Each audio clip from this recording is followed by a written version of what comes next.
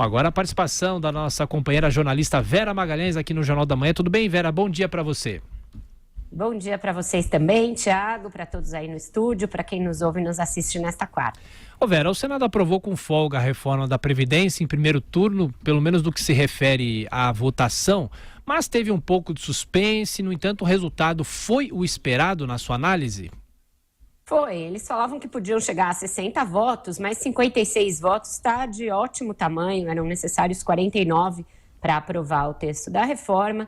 Ela chegou ao Senado ali fins de agosto, início de setembro e deve sair ainda na primeira quinzena agora de outubro. Tiago, boa notícia, é uma tramitação ao longo de um ano, né, 10 meses, ela foi mandada em fevereiro, vai ser aprovada em outubro, então 9 meses de tramitação é um prazo bastante razoável para algo tão complexo que mexe na vida de tanta gente, mexe na aposentadoria de todas as pessoas, setor público, setor privado, vai ter um impacto fiscal muito grande aí ao longo de 10 anos, estimado em mais de 867 bilhões de reais.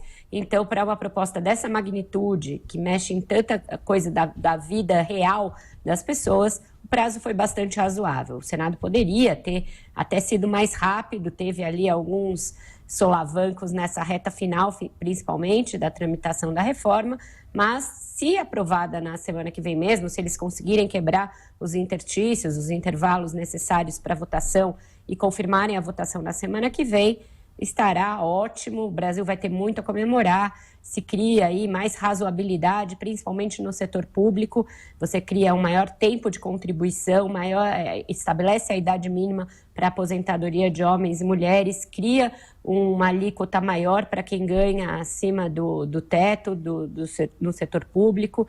Então, todas essas são regras aí que estabelecem uma maior equidade no sistema, fazem com que a mudança que houve, né, na expectativa de vida da população, mudanças todas também no dia a dia das pessoas sejam mais bem representadas pelo nosso sistema previdenciário. É lógico que não se descarta a possibilidade de haver novas reformas mais à frente. É um sistema caro, ele vai ainda ser deficitário por alguns anos ao longo da implementação da proposta.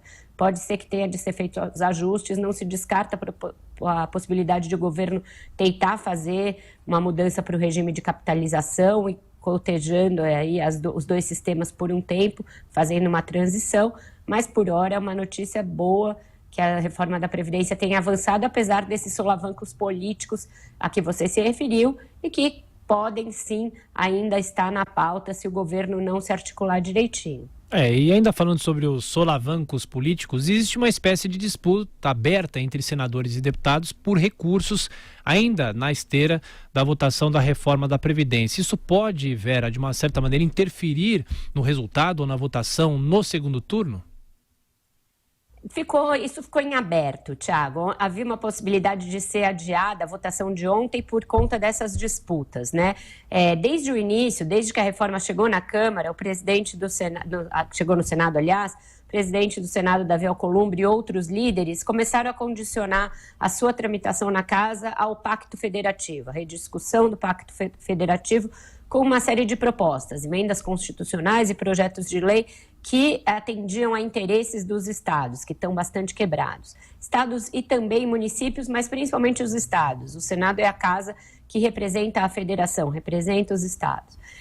Então, se condicionou essa votação a esses projetos, até avançou a PEC da cessão onerosa, que garante a partilha de recursos dos leilões do pré-sal com estados e municípios, mas aí começou uma briga entre Câmara e Senado, que também reflete uma disputa entre estados e municípios. O Senado puxando mais a sardinha para o lado dos estados e a Câmara tentando fazer uma divisão do bolo que privilegie mais os municípios. Ontem isso virou uma panela de pressão e explodiu. O senador Cid Gomes fez acusações ao presidente da Câmara, Rodrigo Maia, e ao líder do PP, Arthur Lira. Houve bate-boca, um ameaçando processar o outro, um chamando o outro de leviano, justamente pelo cálculo da divisão desses recursos. Se o governo não entrar e não tentar arbitrar uma saída negociada para isso, pode ser que vire aí alguma indisposição para votar a reforma em segundo turno na semana que vem.